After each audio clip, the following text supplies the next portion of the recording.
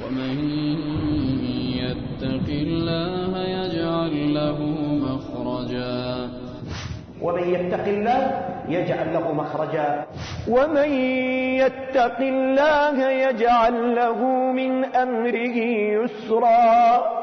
أي هممت أن أرمي نفسي في ذلك البئر لهول ما سمعت، لم يخطر على بالها أبدا ما تحدث به المنافقون. فلما أخبر أيوب بما قال صاحبه قال أيوب عليه السلام: والله ما أدري ماذا تقولان، والله لقد كنت أمر بالرجلين يتخاصمان فيذكران الله عز وجل أي يتحالفان، فأرجع إلى بيتي فأكفر عنهما خشية أن يذكر الله عز وجل بباطل. إن الذين يحبون أن تشيع الفاحشة في الذين آمنوا شهد الله لها بالإيمان لهم عذاب أليم في الدنيا والآخرة والله يعلم وأنتم لا تعلمون. أولئك مبرؤون مما يقولون لهم مغفرة ورزق كريم. خطبة الشيخ رشاد الحبيشي حفظه الله كانت بتاريخ 20 من شهر ربيع الأول لعام 42 و400 ألف الهجرة.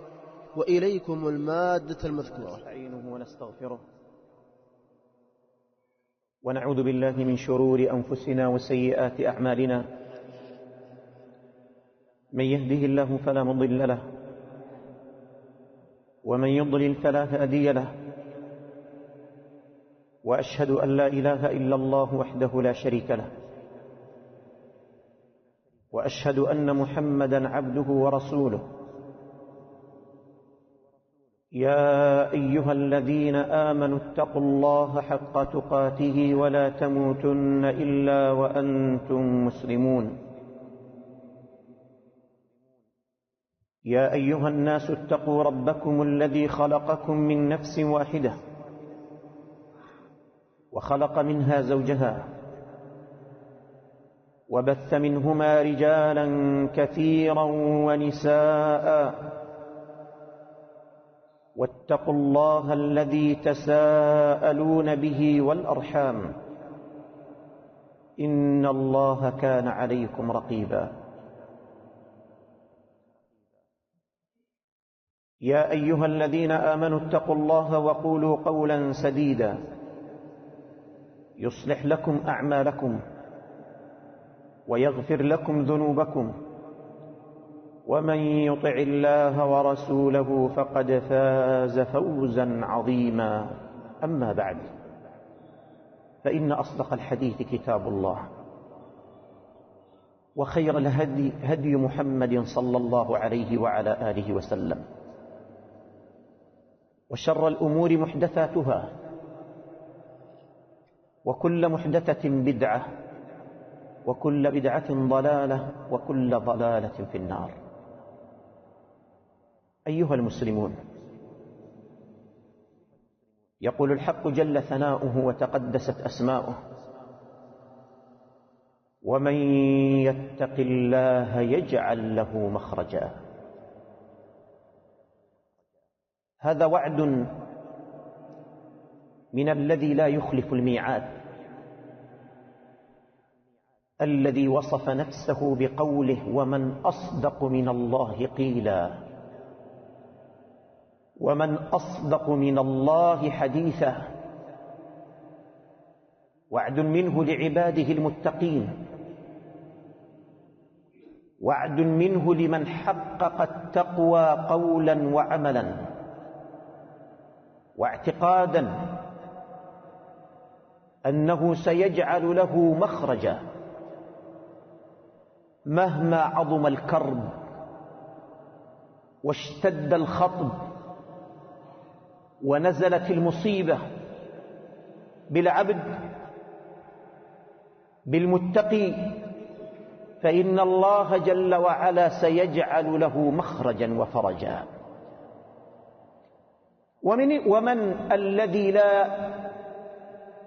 من الذي ينجو في هذه الدنيا من الضيق والكرب والبلاء والابتلاء؟ من الذي ينجو؟ من الذي لا يبتلى؟ لقد خلقنا الإنسان من نطفة أمشاج نبتليه فجعلناه سميعا بصيرا. فالله خلق الإنسان وأقسم أنه لا بد من البلاء والابتلاء. لتبلون في أموالكم وأنفسكم ولنبلونكم بشيء من الخوف والجوع ونقص من الأموال والأنفس والثمرات. كل نفس ذائقة الموت ونبلوكم بالشر والخير فتنة. تبارك الذي بيده الملك وهو على كل شيء قدير، الذي خلق الموت والحياة ليبلوكم أيكم أحسن عملا. لا بد من الابتلاء والامتحان والاختبار. يبتلي الله جل وعلا من شاء بما شاء، ولكن المتقين وعدهم ربهم أنه لا بد من الفرج والتفريج، ولا بد من تنفيس الكرب عنهم مهما أحاطت بهم الكربات ومهما نزلت بهم من المصائب، فإن الله جل وعلا معهم. قال سبحانه وتعالى: واعلموا أن الله مع المتقين إن الله مع الذين اتقوا والذين هم محسنون. إن الله مع الذين اتقوا، الله معهم في سرائهم وضرائهم وفي رخائهم وفي شدتهم. تعرف على الله في الرخاء يعرفك في الشدة. ولنا عبرة فيما قصه الله جل وعلا علينا في القرآن الكريم مع أنبيائه، وما قصه النبي صلى الله عليه وسلم في السنة المطهرة عن المتقين الصالحين ممن مضوا قبلنا. تأملوا ما قصه الله جل وعلا عن أيوب عليه السلام. ابتلي بجسمه ولبث ببلائه 18 سنة وهو يعاني أشد المرض. ابتلاه الله بولده ففقدهم، وبماله الذي كان من أغنى الناس فذهب ماله، ومع ذلك ظل صابرا محتسبا. ابتلي في جميع جسده إلا القلب واللسان، لم يفتر القلب واللسان عن ذكر الله جل وعلا. وقد قال عليه الصلاة والسلام: لبث أيوب في بلائه 18 سنة حتى تخلى عنه القريب والبعيد. فقال بعض من كان يزوره من أقاربه ومحبيه: لم يبق معه إلا زوجته ورجلان من قومه. فقال بعضهم لبعض: والله لقد أذنب أيوب ذنبا، والله لقد أذنب أيوب ذنبا ربما لم يذنبه أحد. فقال صاحبه: ولم تقول هذا؟ قال: 18 سنة وهو في بلائه، لم يكشف الله ما به من ضر ولم يرفع ما به من مرض. فلما ذهب إلى أيوب عليه السلام وجلس بين يديه لم يصبر ذلك الرجل عما قاله صاحبه في نبي الله أيوب. فلما أخبر أيوب بما قال صاحبه قال أيوب عليه السلام: والله ما أدري ماذا تقولان، والله لقد كنت أمر بالرجلين يتخاصمان فيذكران الله عز وجل أن يتحالفان، فأرجع إلى بيتي فأكفر عنهما خشية أن يذكر الله عز وجل بباطل، خشية أن يذكر الله عز وجل بباطل. ثم ما هي إلا أيام خرج أيوب عليه السلام مع زوجه لقضاء حاجته التي وقفت معه في سرائه وضرائه. خرج لقضاء حاجته ثم قال لها: اجلسها هنا، وتوارى عنها، ثم قال: رب أني مسني الضر وأنت أرحم الراحمين. فأوحى الله جل وعلا إلى أيوب عليه السلام أن اضرب أو قال سبحانه وتعالى لأيوب عليه السلام اركض برجلك على الأرض، فانفجرت عينا باردة طيبة، فقال الحق جل وعلا هذا بارد وشراب، اركض برجلك هذا مغتسل بارد وشراب. اغتسل أيوب وشرب من ذلك الماء، وخر عليه رجل جراد من ذهب ورجل جراد من فضة، فجعل أيوب عليه السلام يحث ذلك المال الكثير، فقال الله جل وعلا له يا أيوب، قال يا رب لا غنى لي عن بركتك، وآتيناه أهله ومثلهم معهم رحمة من عندنا وذكرى للعابدين، ومن يتق الله يجعل له مخرجا ويرزقه من حيث لا يحتسب. بارك الله لي ولكم في القرآن العظيم، ونفعني وإياكم بما فيه من الآيات والذكر الحكيم. أقول ما سمعتم وأستغفر الله لي ولكم ولسائر المسلمين والمسلمات من كل ذنب وخطيئة فاستغفروه إنه هو الغفور الرحيم. الحمد لله حمدا كثيرا طيبا مباركا فيه، ملء السماوات وملء الأرض وملء ما بينهما وملء ما شاء من شيء بعد. أهل الثناء والمجد أحق ما قال العبد وكلنا له عبد. اللهم لا مانع لما أعطيت ولا معطي لما منعت ولا ينفع ذا الجد منك الجد. أيها المسلمون، قص النبي صلى الله عليه وعلى آله وسلم يوما على أصحابه قصة 3 نفر من بني إسرائيل. آواهم المبيت إلى غار بسبب أمطار أصابتهم، فلما استقروا في الغار انحدرت عليهم صخرة فسدت عليهم الغار. سدت عليهم الغار. أين المهرب وأين الخروج وما السبيل؟ لا منقذ لهم إلا من جعلوا علاقتهم في وقت رخائهم به جل وعلا. تعرف على الله في الرخاء يعرفك في الشدة. قال بعضهم لبعض إنه لن ينجيكم من هذا إلا أن تدعوا الله جل وعلا بصالح أعمالكم. فقال الأول اللهم إنك تعلم يا رب أنه كانت لي ابنة عم وكنت أحبها أشد مما يحب الرجال النساء.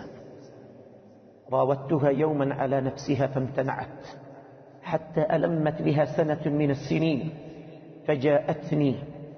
جاءتني وقد أصابها من الجهد والجوع ما لا يعلمه إلا الله، فطلبتني مالا فأبيت أن أعطيها حتى تخلي بيني وبين نفسها، فوافقت لأنها بلغت حد الضرورة، فأعطيتها 20 دينارا من الذهب. فلما جلست بين شعبها الأربع قالت اتق الله ولا تفض الخاتم إلا بحقه. الله أكبر. دخلت هذه الكلمة إلى قلبه فهزته هزا عظيما، واستشعر مراقبة الذي لا تخفى عليه خافية. تذكر الله جل وعلا وما أعده لمن انتهك الحرمات. قال فقمت عنها وهي من أحب الناس إلي. اللهم إن كنت فعلت ذلك ابتغاء وجهك فافرج عنا ما نحن فيه. فانفرجت الصخرة، غير أنهم لا يستطيعون الخروج من ذلك الغار. ومن يتق الله يجعل له مخرجا. وقال الآخر اللهم إنه كان لي أبوان شيخان كبيران وكنت لا أغبق قبلهما أهلا ولا مالا، فنأي بي طلب الشجر يوما فحلبت لهما غبوقهما فوجدتهما نائمين. قال فلبثت والقدح فلبثت قائما على قدمي والصبية يتضاغون، أي صبيته يريدون منه من ذلك الحليب، فأبيت أن أقدم عليهما أهلا أو مالا حتى طلع الفجر. فشربا غبوقهما. اللهم إن كنت فعلت ذلك ابتغاء وجهك فافرج عنا ما نحن فيه. فانفرجت الصخرة، غير أنهم لا يستطيعون الخروج. وقال الآخر: اللهم إنك تعلم يا رب أني استأجرت أجراء وأعطيت كل واحد منهم أجره، أعطيت أجرته إلا رجلا واحدا ترك أجرته وذهب. قال: فنميت أجرة ذلك العامل حتى صار لي واد من البقر وواد من الغنم وواد من الرقيق وواد من الإبل. فجاءني في يوم من الأيام فقال: يا عبد الله أد إلي أجري، عملت عندك فأعطني أجرتي. قال: فقلت له: انظر إلى هذا الوادي وما فيه من الأنعام من الإبل والبقر والغنم والرقيق كله من أجرك. سبحان الله، حتى أتعابه لم يأخذها، وكان بإمكانه أن يقول: نميت لك أجرتك، أعطني تعبي، ولكن ذلك الرجل لم يعطه شيئا. قال: أخذ كل شيء فاستاقه. ما الذي حملك يا عبد الله أن تفعل هذا الفعل، وكان بإمكانك أن تعطيه أجرته وتزيده عليها ولو شيئا قليلا؟ ما الذي حملك؟ قال: اللهم إن كنت فعلت ذلك ابتغاء وجهك فافرج عنا ما نحن فيه. فارتفعت الصخرة وخرجوا يمشون. ومن يتق الله يجعل له مخرجا ويرزقه من حيث لا يحتسب ومن يتوكل على الله فهو حسبه ومن يتق الله يجعل له من أمره يسرا ومن يتق الله يجعل له من أمره يسرا. هذا وعد من الله جل وعلا لعباده المتقين. عائشة الصديقة بنت الصديق رضي الله عنها وأرضاها ابتليت رغم صغر سنها، لم تكن قد بلغت 14 من عمرها، ابتليت في عرضها واتهمت من قبل المنافقين، فصبرت واحتسبت وأقبلت على الله جل وعلا وهي في شدة محنتها، أقبلت على العبادة والطاعة والذكر، وكانت لا تعلم بشيء من ذلك قبل أن تعلم، ولكنها كانت في غاية الصلاح والتقى. ولما أخبرت بأمرها قالت: هممت أن آتي قليبا فأطرح فيه نفسي، أي هممت أن أرمي نفسي في ذلك البئر، لهول ما سمعت لم يخطر على بالها أبدا ما تحدث به المنافقون، ولذلك وصفها الله بقوله: الغافلات، وإن الذين يرمون المحصنات الغافلات المؤمنات، الغافلات اللائي لم يخطر على بالهن ما تحدث الناس به أبدا. ومع ذلك صبرت وقالت وفوضت أمرها إلى الله جل وعلا، وقالت كما قال يعقوب عليه السلام عندما ابتلي بفقد يوسف: فصبر جميل والله المستعان على ما تصفون. وبعد مرور أيام يأتي النبي صلى الله عليه وسلم لزيارتها ويقول لها: يا عائشة، إن كنت ألممت بذنب فاستغفر الله وتوبي إليه، وإن كنت بريئة فسيبرئك الله. قالت: فقلص دمعي وعلمت أن الله سيبرئني، ولكن والله ما كنت أظن أن ينزل الله في وحي يتلى إلى يوم القيامة. كنت أظن أن يرى رسول الله صلى الله عليه وسلم رؤيا في منامه يبرئني الله عز وجل بها، وكنت في نفسي أحقر من أن يتكلم الله في بالقرآن الكريم أو ينزل آيات بينات في براءتي. فأنزل الله جل وعلا براءتها في سورة النور: إن الذين جاءوا بالإفك عصبة منكم لا تحسبوه شرا لكم بل هو خير لكم، لكل امرئ منهم ما اكتسب من الإثم والذي تولى كبره منهم له عذاب عظيم. لولا إذ سمعتموه ظن المؤمنون والمؤمنات بأنفسهم بهم خيرا وقالوا هذا إفك مبين لولا جاءوا عليه ب4 شهداء فإذ لم يأتوا بالشهداء فأولئك عند الله هم الكاذبون ولولا فضل الله عليكم ورحمته في الدنيا والآخرة لمسكم فيما أفضتم فيه عذاب عظيم إلى أن قال الحق جل وعلا إن الذين يحبون أن تشيع الفاحشة في الذين آمنوا شهد الله لها بالإيمان لهم عذاب أليم في الدنيا والآخرة والله يعلم وأنتم لا تعلمون. ثم قال جل وعلا في أواخر الآيات الخبيثات للخبيثين والخبيثون للخبيثات والطيبات للطيبين والطيبون للطيبات أولئك مبرؤون مما يقولون أولئك مبرؤون مما يقولون لهم مغفرة ورزق كريم.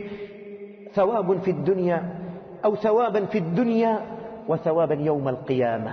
مبرؤون مما رموا به. ثم وعد الله جل وعلا هذه المتقية الصديقة رضي الله عنها بالمغفرة والرزق الكريم. ومن يتق الله يجعل له مخرجا.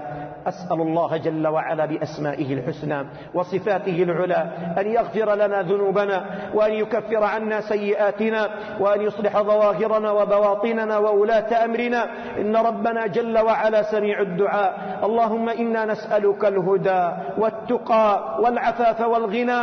اللهم أعز الإسلام والمسلمين وأذل الشرك والكافرين ودمر أعداء الدين واجعل هذا البلد آمنا مطمئنا وسائر بلاد المسلمين. اللهم اجعل هذا البلد آمنا مطمئنا وسائر بلاد المسلمين. اللهم من سعى لزعزعة أمن هذه البلاد اللهم فأشغله بنفسه واجعل ما يدبره ويخططه تدميرا عليه يا قوي يا متين. سبحان ربك رب